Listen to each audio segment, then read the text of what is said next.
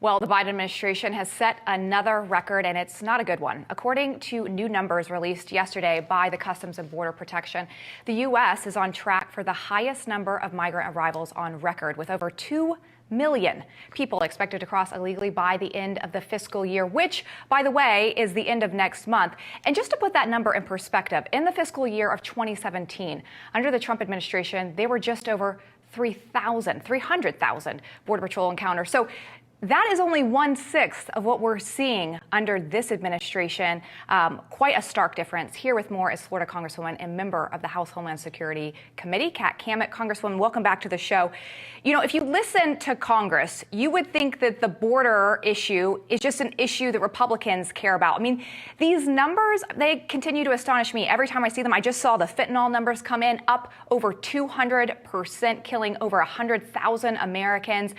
What is it going to take to get Democrats on board that this is a crisis? You know, Lindsay, I still don't know what it's going to take, because it seems like they don't want to care or discuss the human trafficking of kids at the border. They don't seem to care about the fact that the fentanyl is the #1 killer of individuals between the ages of 18 and 45 today. And it's impacting every single district. They don't seem to care about the strain on social services within their own communities. They don't seem to care about the fact that local law enforcement is being sued by illegals who pick these folks up who are breaking laws in their communities. They don't seem to care about the property damage. They don't seem to care, period. And when you talk about the 56 individuals that are in the International Terrorist Watch List that have been apprehended, just the ones that we caught, they don't seem to have an answer or a care in the world about that either. So until we take back the House, I just don't know what it's going to take to wake them up. And I think there's a real fear of political fallout, not from their constituents, but from Nancy Pelosi herself. I think that that is really what is driving this, is Nancy Pelosi doesn't want to talk about it and is really lording over her members in the Democrat Party, basically telling them, if you talk about this issue, if you go to the border, if you engage on this issue, I'm going to pull you off your committees and I'm going to primary you. I think that's where this is coming from.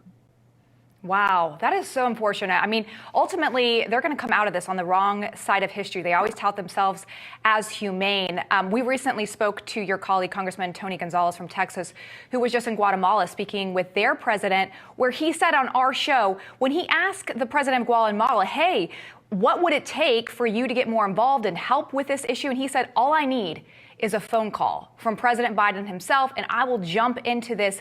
This administration likes to tout that they are looking for the root cause, but how can you even take that seriously when they won't pick up a phone and send over one phone call to our southern border to fix this problem, or at least aid in this problem?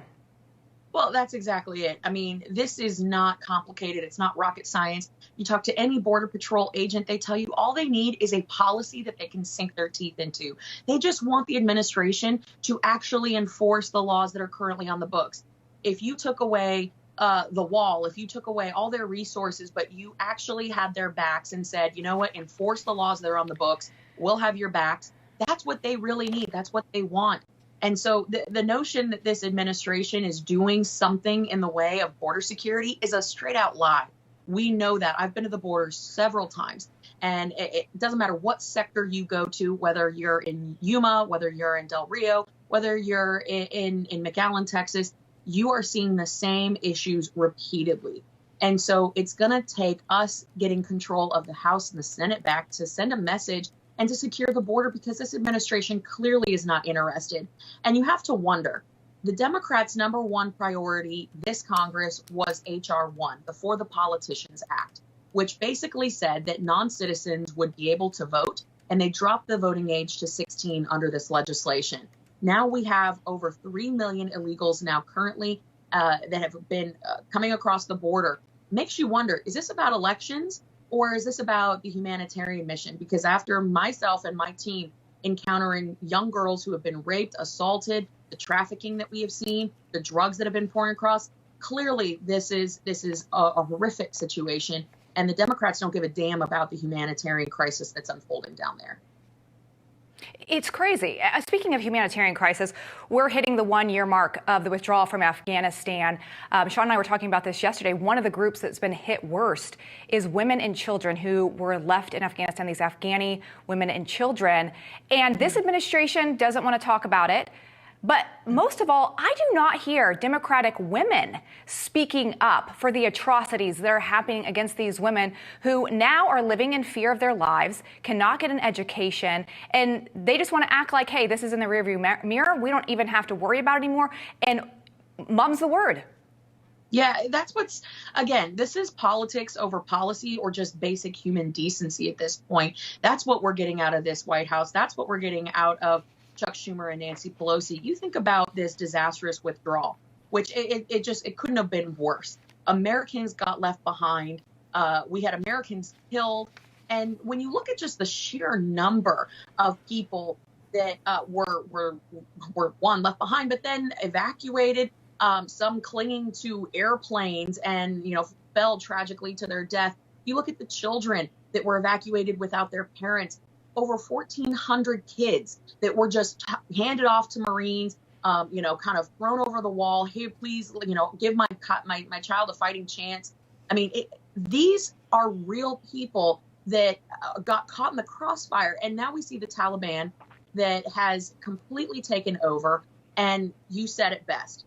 Women are not allowed to get an education. They're living in fear. It's like time has rolled backwards in Afghanistan now. And it is just horrific to think that 1 year later, we still don't have answers. There's still equipment that has been left behind that is empowering terrorists. Over 3,000 Afghani security forces fled to Iran with our equipment.